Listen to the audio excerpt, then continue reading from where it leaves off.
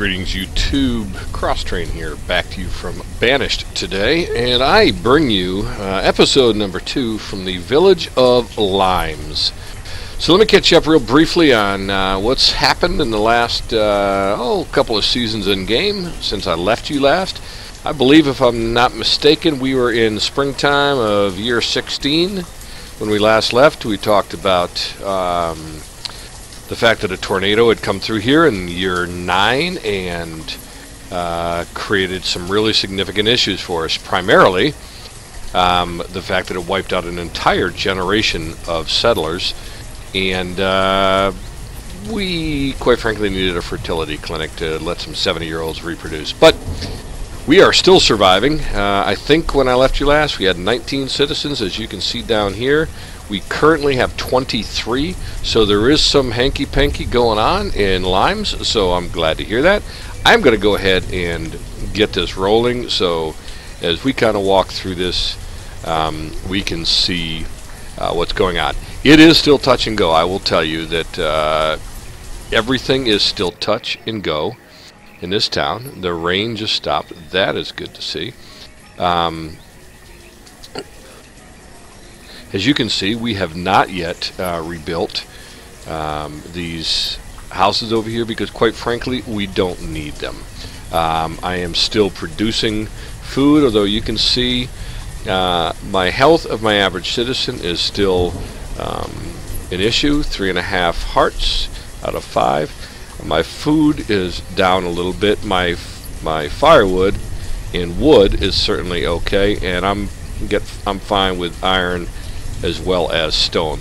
Here's one of the problems. I have no builders right now. I have one laborer because I have a very small workforce, and I've got, as you can see, quite a few folks on the food work. 3 out of 4 gatherers I've got working. I've got 2 out of 2 hunters working. I've got 3 out of 4 foresters working. In fact, I think what I'm going to do, seeing as my wood seems to be okay, I'm going to take one of these guys off and add a 4th gatherer. See if I can pick up my production of food just a little bit. So again, I've got the Foresters Lodge. Here's where one of these guys is working, and probably what I should do is, I think I've got this hunting cabin and this gatherer's hut shut down. I should probably, I'm not going to keep it running because I think if I look at where my folks are living, I can see that, see my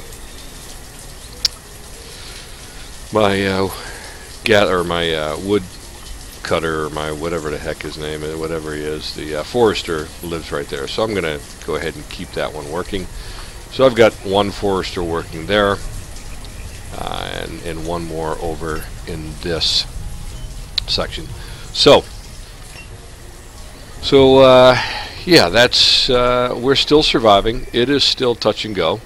We are not by any means out of the woods yet. Let's kind of take a look at our situation here in terms of population. Last time I left you, houses were, here's somebody, he's living alone. There we go. There's a young couple that's producing some kids. That's always good to see. So that house is occupied. This is empty. This is empty. This one, oh man, you've got a mom and her child there, so that's not going to go anywhere. Tools is low. I've got a student living alone. There's somebody else who produced. That's probably going to be their only child because they're into their 40s now, and that's about the end of the childbearing age in this game. And you can see that these guys are going to kick the bucket soon. This woman right here, Maylee, seems to be messing around with somebody in town because she's got a couple of kids and nobody living with her, so I'm not sure what's going on. I suspect, though, it's this young Ruthelbert over here. I think he's sneaking over in the middle of the night and hanging with the older woman, Maylee. It seems to be what's going on because, again, she's producing children. There's a 75-year-old couple, 66-year-old. That ain't going anywhere. Last two houses here, again, Napoleonidad is a guy living alone. And then we have one more couple here who's producing children. This is... this isn't so bad compared to some of the things in game. Only 9 years difference, a 14-year-old and a 23-year-old woman having kids. So I've got a couple of families now that are producing children. So we can see that it's going to get hairy here shortly because I'm going to have some people. In fact, I just had one person die of old age. He was one of my gatherers, so I now have 0 laborers. Everybody's tied up. So I'm going to take one of my gatherers off the job again and go into the laborers. Hopefully they'll be able to keep up with the food demand for such a small village. The good news is, even though I'm not very healthy, my citizens seem to be pretty happy still.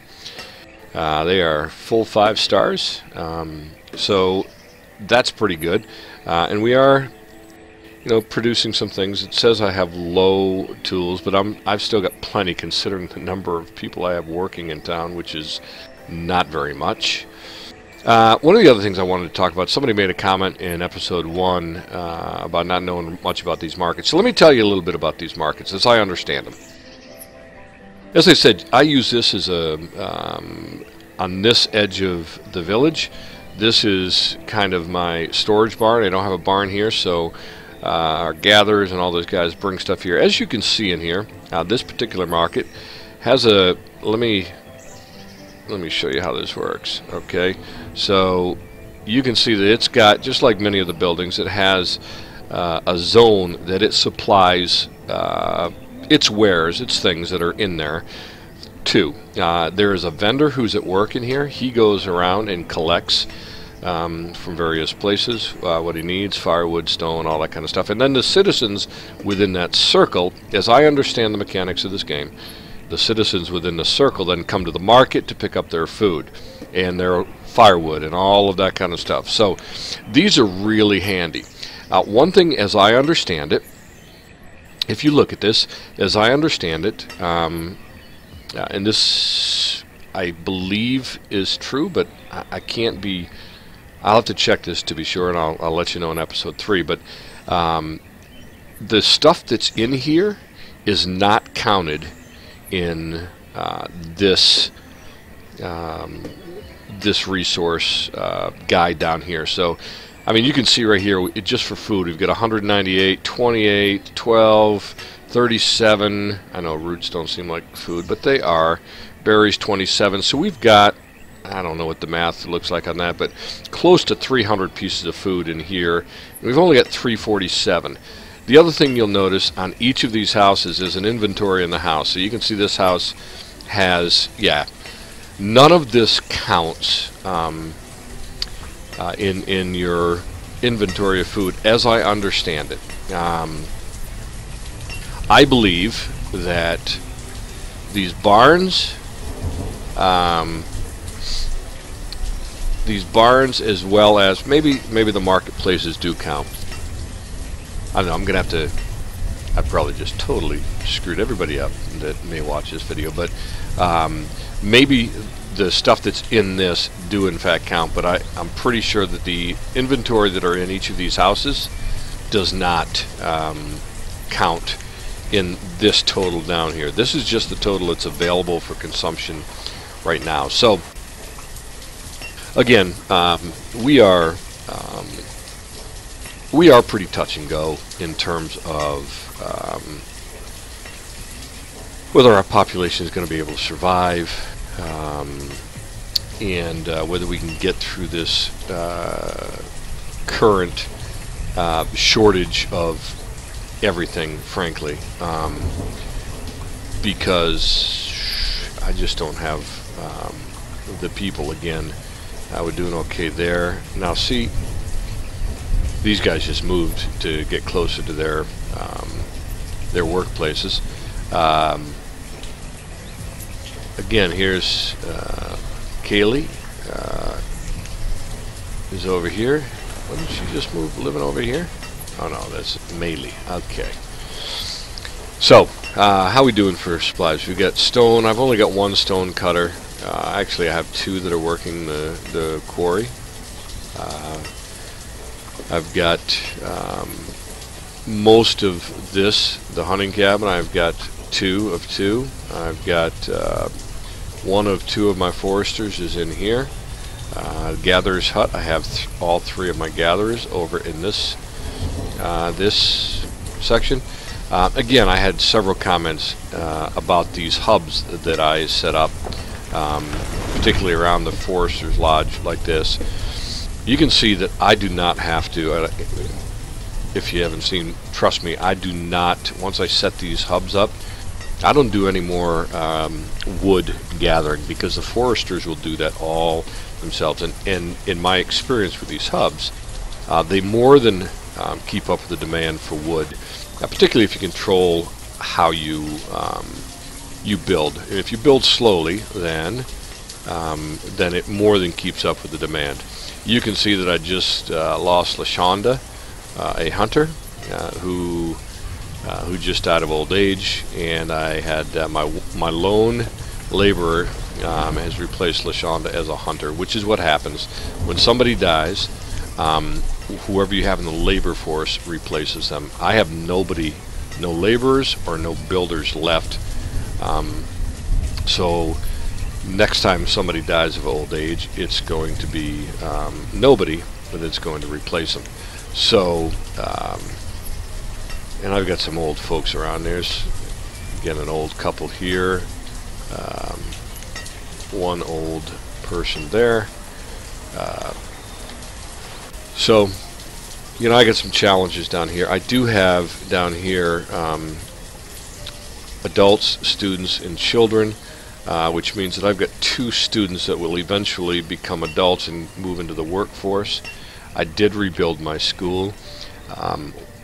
One of the things about, and as soon as I build the town hall, you can see this a little bit closely, but once you have an educated workforce, they are much more efficient in their work, which means that they gather more resources as they, in whatever craft it is that they're working as. They are much more efficient in that craft. You can see I've got a hospital laid out here for the future.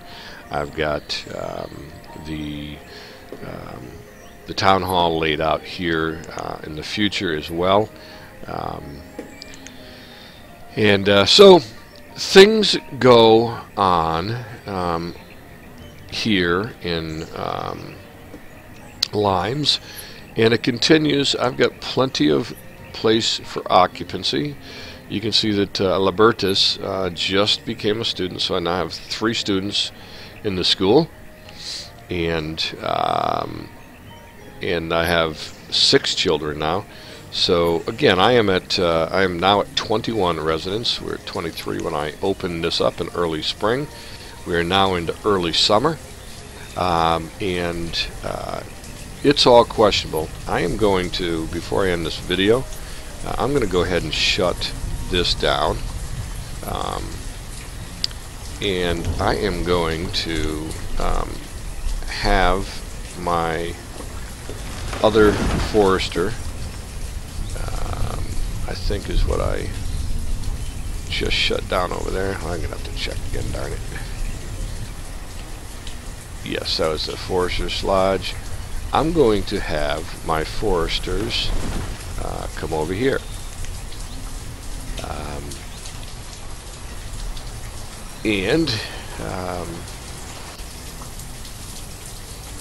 How many foresters do I have?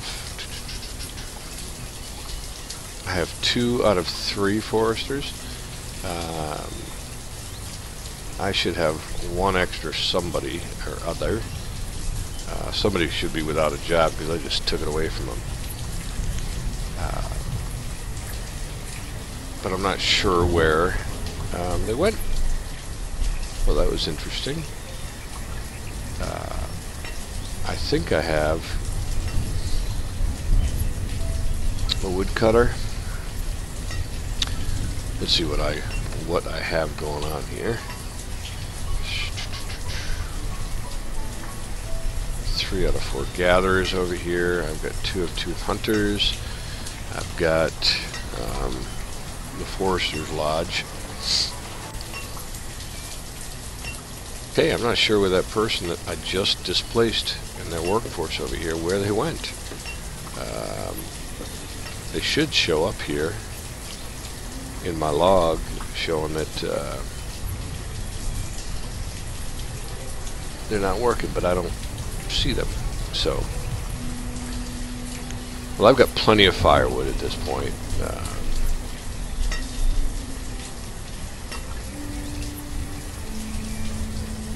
Usually when a person is not got a job, there's a little indication that comes up right here showing you that somebody's without a job, and you can go up here and assign them to wherever it is that you want them to work. I did just throw somebody out of their trade, and not sure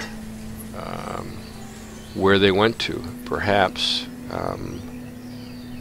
there's a gatherer, there's my hunters are there. And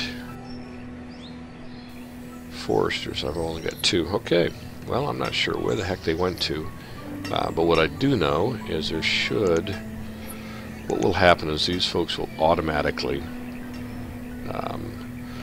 move. Well, there's a teacher. Okay, that person will eventually move because I believe there's nobody living in that house.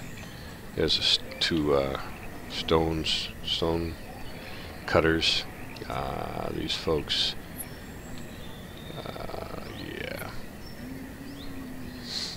So, okay, there's nobody living there, and there's 1 person living there. So again, this is just the path, so you can see where people are working. And what will happen is, as space becomes available, this forester who's right here, who was working here until I kicked him out of there, he is now working over here. And let me see. So there's where my 2 foresters are living. Eventually he will move somewhere closer, so he will probably move over into one of these houses as soon as it becomes available, to make him just closer to his workforce, which is kind of what I want to have happen.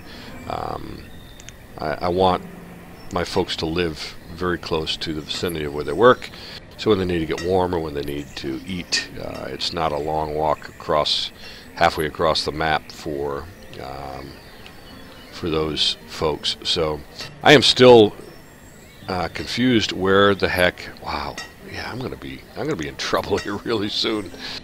Although you can see I've got plenty of firewood at this point, so I can take my wood cutter off. I can shut down the wood cutter's place and put that labor to work elsewhere, although I'm not really sure where he can go. There's no sense. I might as well go ahead and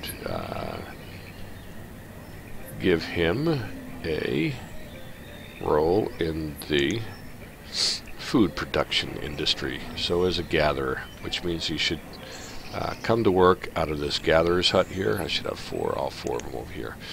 Okay, well, as you can see, we are still alive. I think it would be a stretch to say we are thriving in limes, but we certainly are still alive.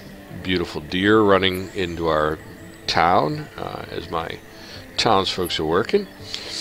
They're probably staying out of the forest so the hunter doesn't take them, but eventually he'll catch up to them and take them. So, but things are not thriving, but certainly we are doing okay in limes until my next few folks die off here, and we have a real crisis then of how do we continue to do the work and gather the resources we need just to continue to thrive. Eventually, it's my hope, of course, that the population grows up enough again so I can rebuild this stuff and I can start anew. And hopefully I don't start anew with a population and begin to pick things up just in time for another natural disaster to happen. Lots of things can happen. I can have, let's see what I got. I don't have, I want to, probably ought to put an herbalist on as well here, because one of the problems in with natural disasters turned on is that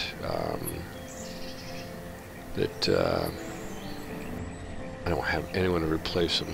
Oh boy. Okay, so let's take one of these gatherers off again. We'll put one herbalist on. The reason is I've got it, that becomes your medicine, and with natural disasters on, you can have all kinds of outbreaks, from smallpox to all kinds of things that can wipe out your population. I don't have a hospital yet. I don't have a doctor, so if that happens, we are in pretty tough shape. But anyways, all of the things about Banished that make it such a fun game is figuring out how the heck and what the heck do you do with a limited workforce like this. 12 people in my workforce right now. How do I produce all of the things that we need just to continue to thrive? So we'll see, but I think for now I'm going to cut out. I just wanted to bring you a quick update on what's happening in Limes. And as I said, it would be a stretch to say, look at they're grieving in the cemetery. It would be a stretch to say that we are thriving, but certainly we are still alive and kicking in Limes. So this is Crosstrain from the game Banished in the Village of Limes, Episode 2. So until next time, I will see you in the wilderness. Peace.